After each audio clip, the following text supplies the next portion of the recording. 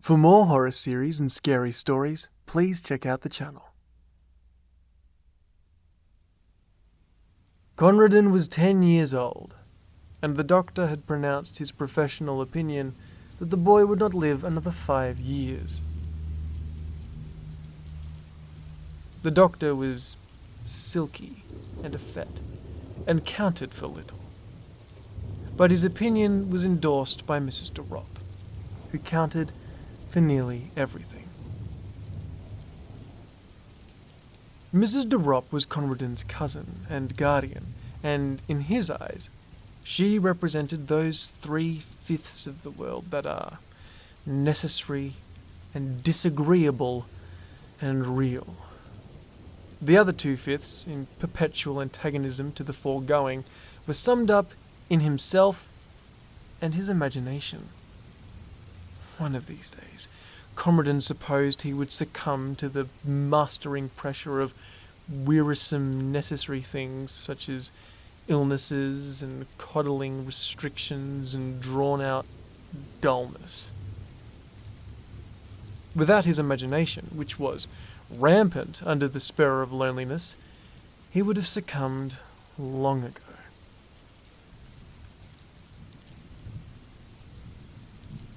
Mrs. Derop would never, in her honestest moments, have confessed to herself that she disliked Conradin, though she might have been dimly aware that thwarting him, for his good, was a duty which she did not find particularly irksome.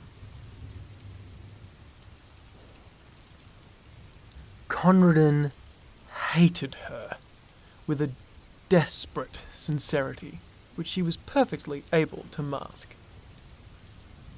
Such few pleasures as he could contrive for himself gained an added relish from the likelihood that they would be displeasing to his guardian. And from the realm of his imagination, she was locked out. An unclean thing which should find no entrance. In the dull, cheerless garden, overlooked by so many windows that were ready to open with a message not to do this or that, or a reminder that medicines were due, he found little attraction. The few fruit trees that it contained were set jealously apart from his picking, as though they were rare specimens of their kind, blooming in an arid waste. It would probably have been difficult to find a market gardener who would have offered 10 shillings for their entire yearly produce.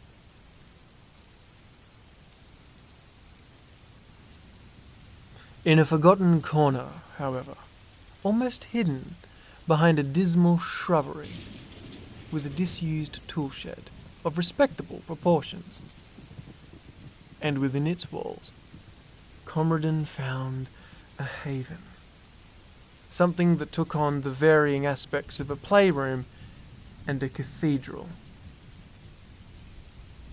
He had peopled it with a legion of familiar phantoms, evoked partly from fragments of history and partly from his own brain. But it also boasted 2 inmates of flesh and blood. In one corner, a rugged-plumaged hoodoo-hen, with which the boy lavished an affection which had scarcely another outlet.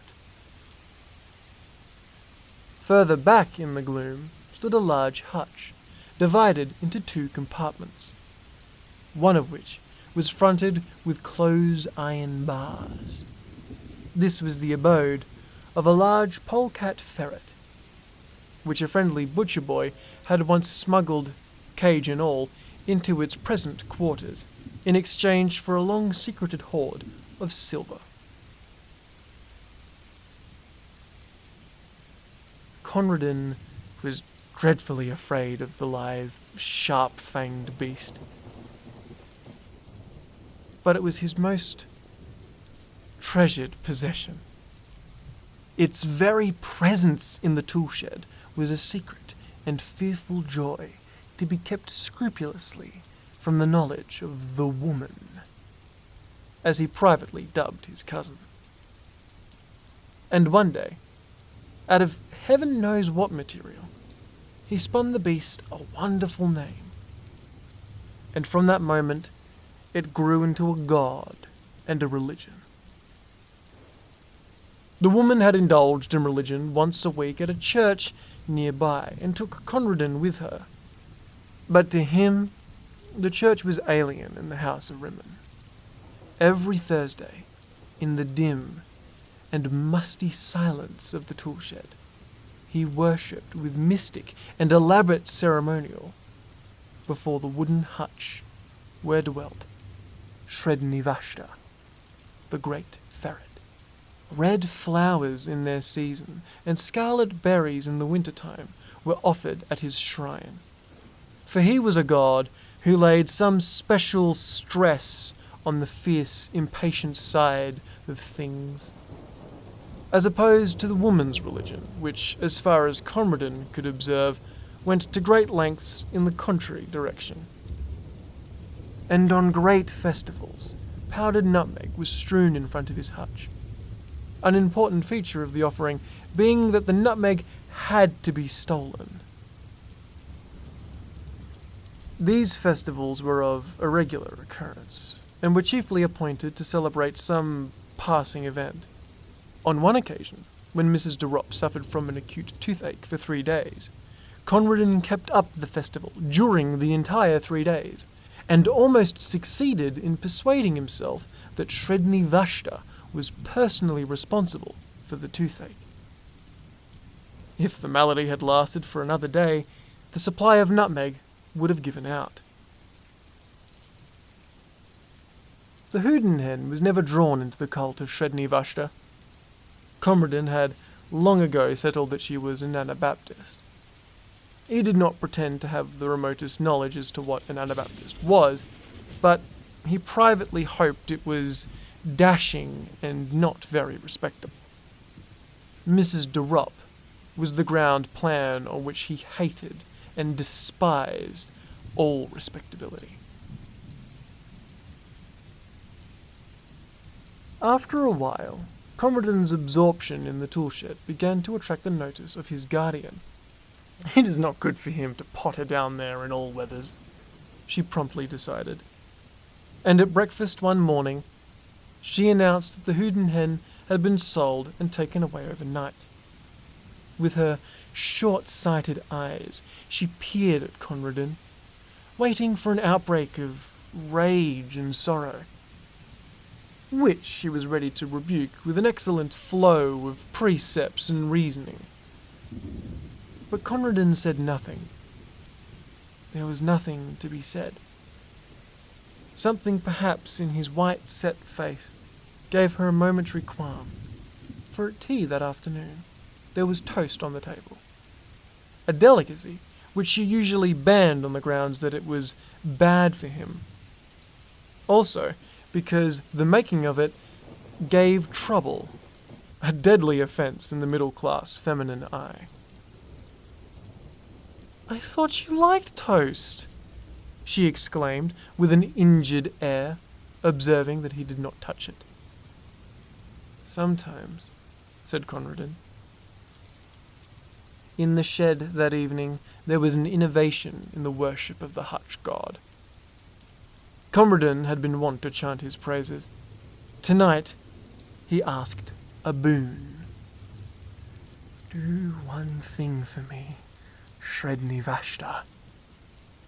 The thing was not specified. As Sredni Vashtar was a god, he must be supposed to know. And choking back a sob as he looked at the other empty corner, Conradin went back to the world he so hated. And every night, in the welcome darkness of his bedroom, and every evening, in the dusk of the toolshed, Conradin's bitter litany went up. "Do one thing for me, Sredni Vashtar." Mrs. Derop noticed that his visits to the shed did not cease, and one day she made a further journey of inspection. "What are you keeping in that locked hutch?" she asked. I believe it's guinea pigs. I'll have them all taken away. Conradin shut his lips tight, but the woman ransacked his bedroom until she found the carefully hidden key, and forthwith marched down to complete her discovery. It was a cold afternoon, and Conradin had been bidden to keep to the house. From the furthest window of the dining room, the door to the shed could just be seen beyond the corner of the shrubbery. And there, Conradin stationed himself. He saw the woman enter, and then he imagined her opening the door of the sacred hutch and peering down with her short-sighted eyes into the thick straw bed where his god lay, hidden. Perhaps she would prod at the straw in her clumsy impatience, and Conradin fervently breathed his prayer for the last time. But he knew as he prayed that he did not believe.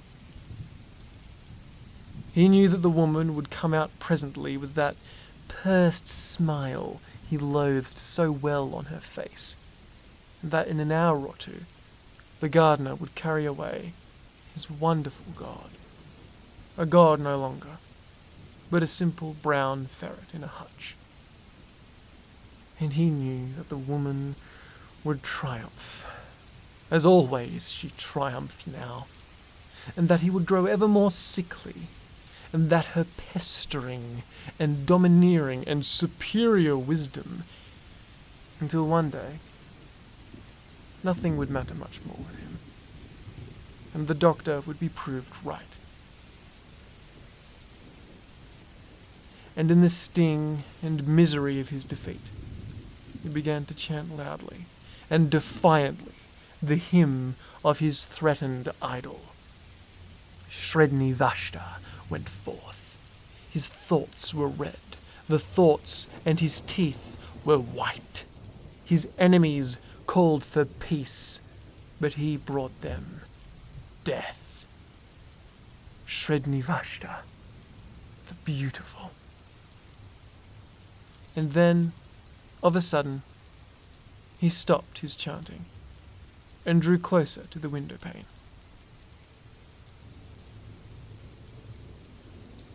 The door of the shed still stood ajar as it had been left, and the minutes were slipping by. They were long minutes, but they slipped by nevertheless. He watched the starlings, running and flying in little parties across the lawn.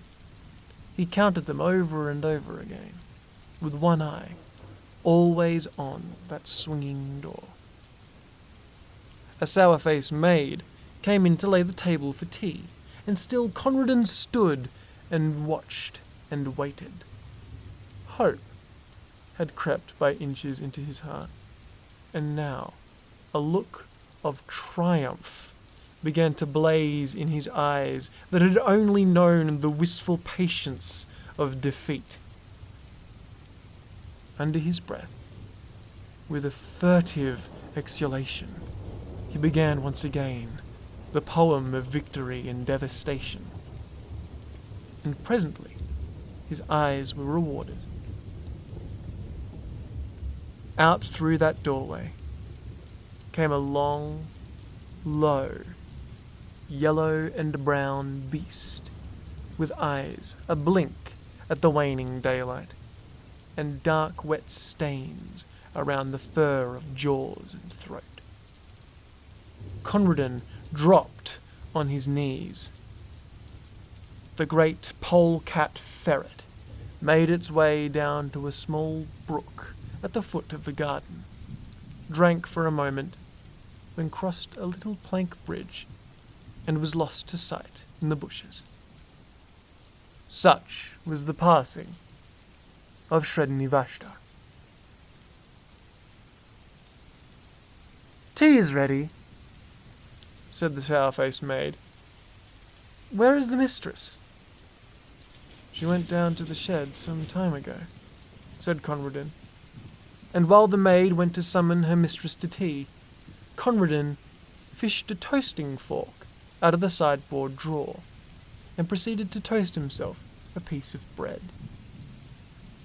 And during the toasting of it, and the buttering of it with much butter, and the slow enjoyment of eating it, Commodore listened to the noises and silences which fell in quick spasms beyond the dining room door.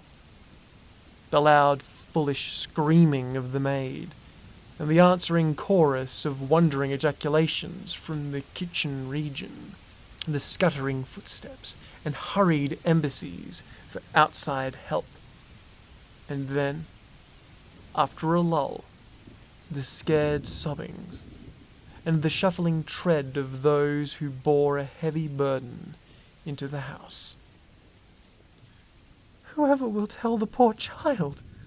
I couldn't for the life of me!" exclaimed a shrill voice. And while they debated the matter among themselves, Conradin made himself another piece of toast.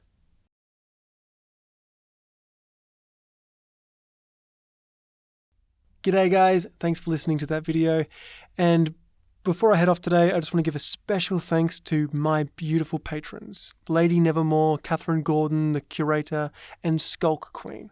If you see them in the comment section, please say g'day.